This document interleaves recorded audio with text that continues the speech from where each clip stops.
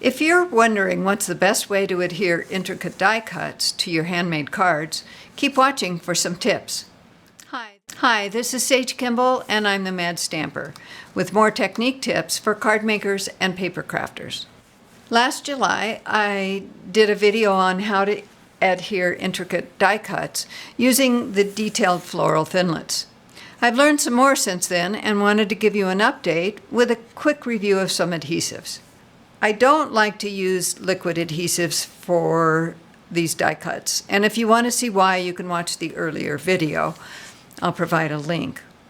I'm only going to be showing dry adhesive this time.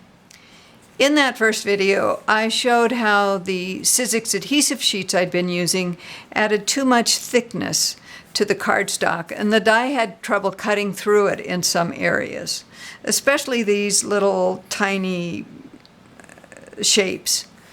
For some reason, this large expanse of flat metal makes it harder to get consistent cuts over the whole area. Even after 6 passes through the big shot, there are still some cuts that aren't complete. Here's one of the So Detailed thinlits, and you can see how different the construction is from the detailed floral. It cuts much easier even with the Sizzix adhesive and takes fewer passes through the big shot.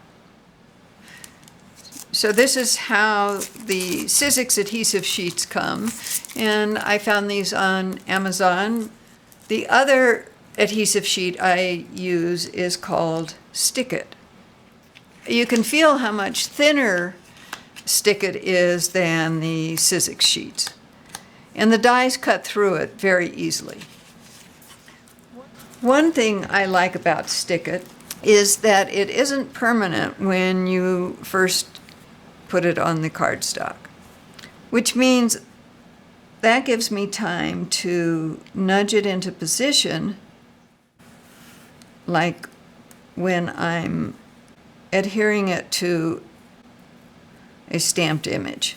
Once I like the position, then I'll turn over the whole piece and burnish it with a bone folder, and that makes the adhesive permanent.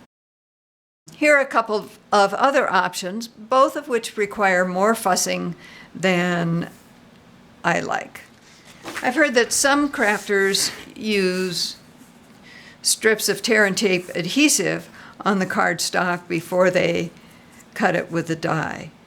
The biggest problem with this method is that once it's cut, you have to pull off these little pieces of tear and tape, and you can't pull everything off in one piece like with the sheets.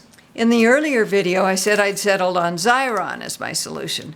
The problem is that adhesive fills in the areas where the cardstock was cut out, which means I have to clean it up.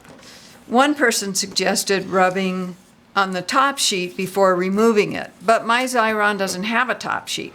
So I tried a piece of copy paper and rub it well with my fingers, or even with a bone folder, trying to get into some of those small areas.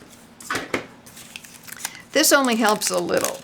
You can see it pulled some adhesive off, but there's quite a bit that is still stuck in the spaces between the cardstock, which means I'll have to go over this with my adhesive remover once it's adhered in order to clean up the mess. That's all I've learned about adhering intricate die cuts at this point. Let me know if you have a favorite that I haven't covered, and I will update you again if need be. Thanks for watching. Please like this video, share it with your friends, and leave me a comment. For more inspiration and instruction, be sure to sign up for my newsletter at www.stampingmadly.com. And don't miss another great video. Subscribe to the Mad Stamper YouTube channel now.